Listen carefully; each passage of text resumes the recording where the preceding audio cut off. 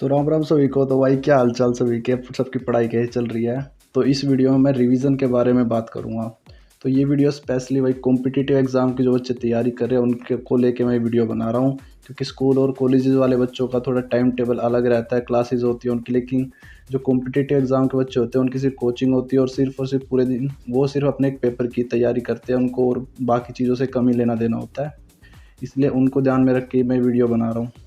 Video शुरू करने से पहले मैं ये बात मान के चल रहा हूँ कि सबसे पहले आपने अपने सिलेबस का ब्रेक डाउन कर लिया होगा और एक अपने लिए परफेक्ट स्ट्रेटजी बना ली होगी, आप किस तरीके से पेपर की तैयारी शुरू करोगे, आप किस टाइम क्या चीज़ पढ़ोगे। तो इस वीडियो में मैं रिवीजन के बारे में बताऊँगा। तो भाई आप सभी को पता ही होगा कॉम्पिटिटिव एग्ज़ाम में सिलेबस कितना ज़्यादा रहता है, और अगर यूपीएससी जैसे एग्ज़ाम की बात करें तो उसमें सिलेबस काफ़ी ज़्यादा है। तो अगर आप चीज़ों को रिवाइज़ नहीं करोगे तो समय के साथ साथ आप उन चीज़ों को भूलने लग जाओगे। तो इसलिए रिवीजन एक बहुत इंपॉर्टेंट फैक्टर होता है आपके सिलेक्शन के लिए। तो कुछ लोग क्या करते हैं, वो सिर्फ क्लासेस जाते हैं, कोचिंग या सेल्फ स्टडी करते हैं, अपना सिलेबस पढ़ते रहते हैं, रिवाइज़ बहुत ही कम रिवाइज़ करते हैं। एट लास्ट टाइम आता है वो 1-2 महीने रिवाइज़ करते हैं, उसके बाद एग्ज़ाम देने जाते हैं और फिर उन्हें एट ए टाइम पेपर के टाइम पे कुछ भी चीज़ें याद नहीं आती, कई फैक्ट्स वो भूल जाते हैं। उसका सिर्फ और सिर्फ कारण होता है लैक ऑफ रिवीजन। तो इस वीडियो में रिवीजन के बारे में एक अच्छी खासी, मतलब ये कोई टेक्निक तो नहीं है, सबको पता ही होता है, फिर भी कोई इम्प्लीमेंट नहीं करता इस चीज़ का। उसके बारे में डिटेल में बताऊँ किस तरीके से आपको रिवीजन करनी चाहिए, और एट द एंड जब तक आपका पेपर आएगा आप बिल्कुल परफेक्टली तैयार होगे पेपर के लिए, अगर आप इस तरीके से रिवीजन करोगे और आप कुछ भी नहीं बोलोगे। तो मैं इस वीडियो में कोई भी कही सुनाई बातें नहीं बताऊँगा, मैं सब वही सब बातें बताऊँगा जो खुद मैंने अपने ऊपर इम्प्लीमेंट किया और जो मैं अब भी अपने ऊपर यूज़ कर रहा हूँ और मुझे जिनसे फ़ायदा हुआ है। तो सबसे पहले भाई डेली टारगेट्स के बारे में बात करेंगे कि आप डेली जो पढ़ रहे हैं उसको आप पूरे दिन के एंड में कम से कम 10-15 मिनट दे के आपने पूरे दिन में जो भी पढ़ा उसको हल्का सा रिवाइज़ करें। 10-15 मिनट लगा के फास्ट रिवीजन में, उसमें कोई भी आपका टाइम वेस्ट नहीं है, लास्ट में आपको बहुत ही फ़ायदा देने वाला है। जैसे मैं एग्जांपल लेके चलता हूँ, मंडे को आपने कोई भी सब्जेक्ट उठाया, उसका कोई टॉपिक पढ़ा, तो जो पूरे दिन में आपने जो जो उसमें से पढ़ा है, दिन के एंड में 10 से 15 मिनट आप सिर्फ उसके जो की पॉइंट्स है उसको फटाफट रिवाइज़ कर लें। उसके डेली के बाद हम बात करते हैं वीकली रिवीजन्स की। तो वीकली रिवीजन्स वो तो ज़रूरी होते हैं भाई सर।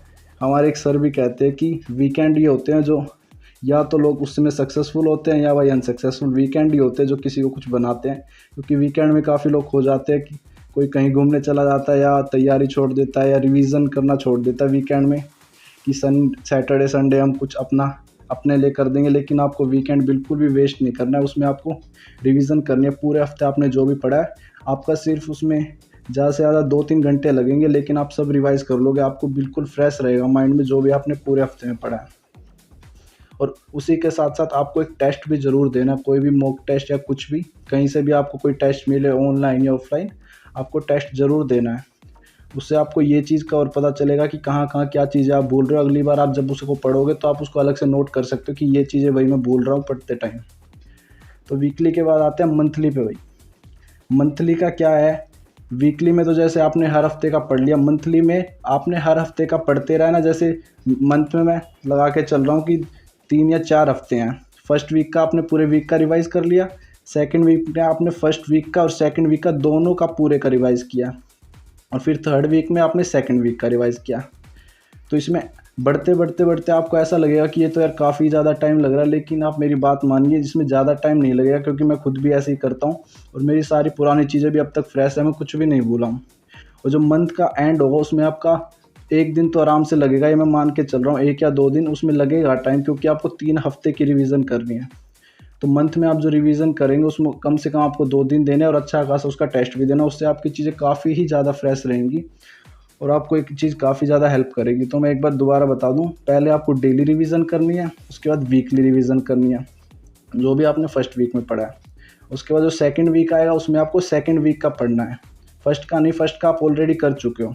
थर्ड वीक में आपको थर्ड वीक का पढ़ना है एंड में, और डेली रिवीजन आपके साथ साथ चली रही है।